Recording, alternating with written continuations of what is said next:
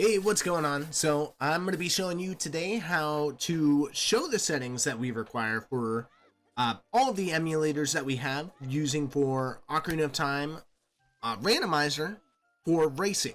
So I'm going to show all the different emulators that we have and the settings that we're going to be needing to show and the settings that need to be on screen while you're racing. So starting off, first, Project 64. Go ahead and you're going to want to download Project 64 version 3.0 or higher. As long as it's 3.0 or higher, you should be fine. Any version below 3.0, there's just issues with, you don't want to have to worry about that. Just skip on past that, download the newer version. You should be fine. I'm using 3.0.1, yada yada. As long as it's over 3.0, you're fine. That being said, we've got ourselves a seed. We're going to load up a seed here. And boom, we got ourselves a seed running. I'm going to pause it. First, we're going to want to head over to Options. Options and Configuration. Okay, so under Configuration, this is how it should look. Hide Advanced Settings is already going to be ticked. You're going to want to untick that box. At least when I had downloaded Project 64, that box was already ticked. You're going to want to untick it so it shows the defaults and the advanced settings.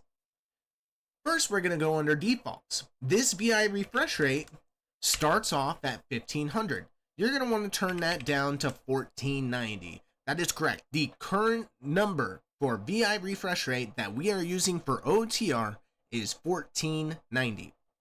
Secondly, we're going to want to head over to the config Legend of Zelda and just verify that 1490 is correct. That's the number we're going to be using. All the other numbers that are in these other settings, you're not going to have to worry about. These are all just base, and you don't have to worry about any of this. This is the only one we got to actually change. Secondly, we're going to need to allow the on-screen VIs per second and DLs per second. This is essentially your frame rate. So we're going to want to go over to Advanced yet again. Click on Speed Display. Now, this was unchecked for me, but you're going to want to check this and click the drop-down box and click VIs per second and DLs per second. It's the very last one on this, and hit apply. So what this is going to do when we exit here, we're going to resume the ROM, and right there, bottom right, you got 60 DLs per second and roughly, or 60 VIs per second and roughly 20 DLs per second. Perfect. Now, what do you need to show before the race? Because those VIs and DLs are for during the race. What needs to be shown beforehand? Well, it was the setting that we changed in the very beginning.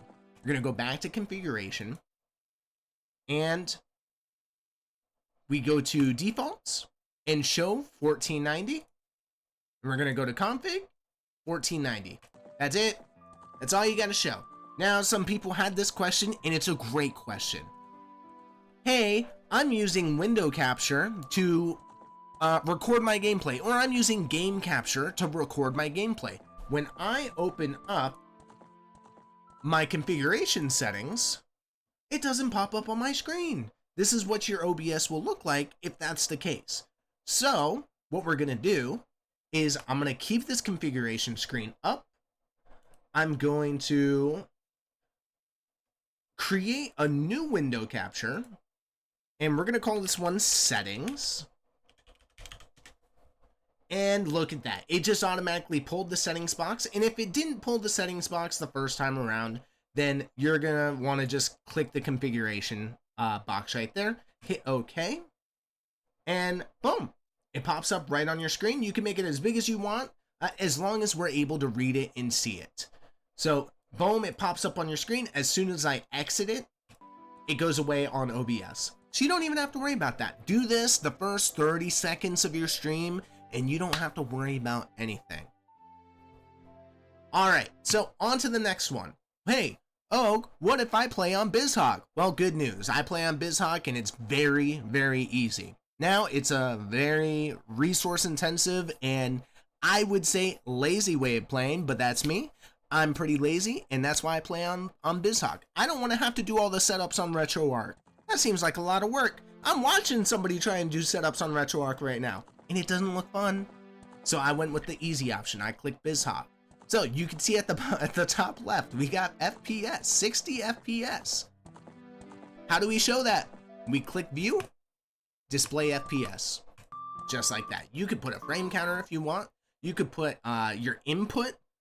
I have my input. This helps me because I have an Xbox controller, so I don't have those notches in my controller. I need to know if I'm holding straight up or holding straight down. I still can't figure it out. So that's everything that you're gonna need for BizHop.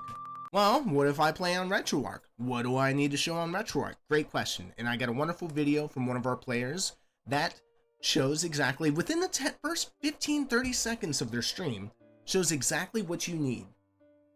You open up their stream, you got the FPS shown at the top right there.